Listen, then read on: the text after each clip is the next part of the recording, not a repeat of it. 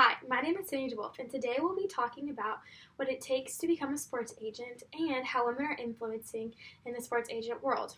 So, who really knows what a sports agent does? Well, according to Career One Stop, they negotiate contracts to find the best deal possible for their artist or athlete, the client, or whoever they're representing. They also might be in charge of the travel arrangement and the ticket sales and advertising necessary for your client. Now, this business is constantly increasing with the number of artists and athletes who are coming up. This is giving so many more job opportunities for them, and according to Career One Stop, it's going to increase by 5% by 2026. Currently, there are 21,000 employed agents in the U.S., according to Sports Agent Career. And in Eleanor Hong's article about the rarity of female agents, currently there are 1,150 NFLPA, National Football League Player Association, registered agents, and out of that, 30 are women. Crazy, right? Well, according to Lindsay Jones' article, Women Rising as NFL Agents, last October when they took the NFLPA exam, 33 out of the 224 people who took the exam were women. Now, you might think that number is small, but actually that's the biggest number of women who have taken the exam since it started in 2001. So, let's look at what exactly it takes to become a sports agent. According to learn.org, there is a 5-step process in becoming an agent. The first step is getting your bachelor's degree. You need to get your bachelor's degree in either marketing, management, or sports management, sports marketing, sports communication. The big key factor here is the courses that are within your degree plan.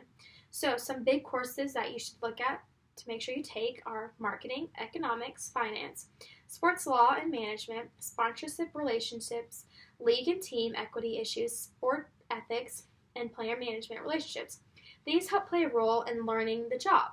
In the classroom, you learn the job. And if you find a bachelor's degree that requires an internship, you can learn the outside portion and real-world experience on how to apply everything that you just learned in class in the real world.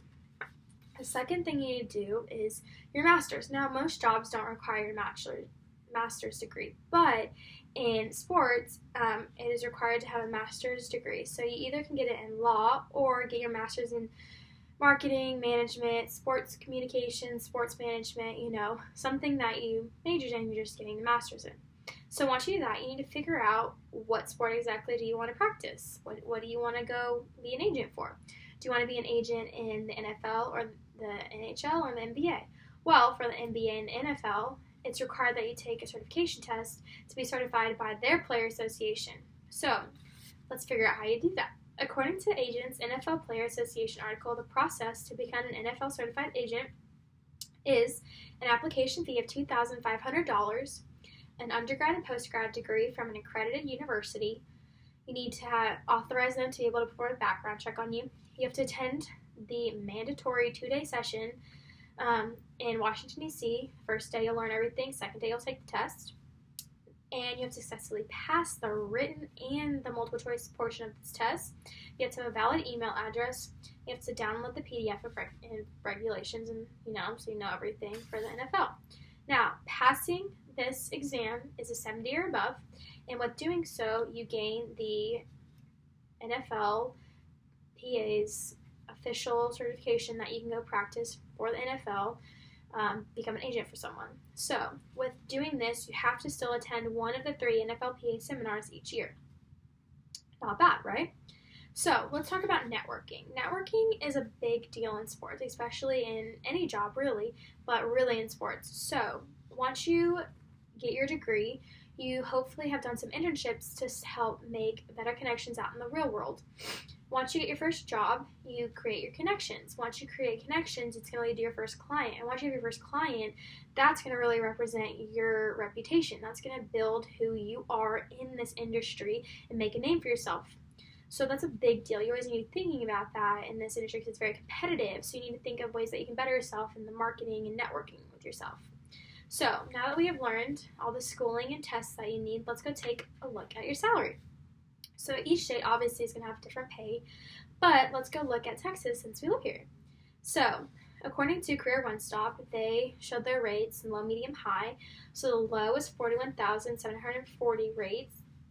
A medium rate is 70,030, and the high is $122,940,000. Now, Obviously, those rates are going to differentiate depending on where you are and what you're doing and where you are in the company, how many clients do you have, but that's basically the yearly rate of what you would get. So let's look at some examples on how females are impacting the NFL world. So recently, a female agent negotiated a 5-year, $41.25 million extension for her Atlanta Falcon running back, Devonta Freeman. This made him the highest paying running back at the time. Another example is Savannah Wall. She's the first female NFLPA certified agent for Athletes First Agency, and she has 150 NFL players, 70 coaching clients, and she is in charge of a whole team, all in her agency. That is amazing.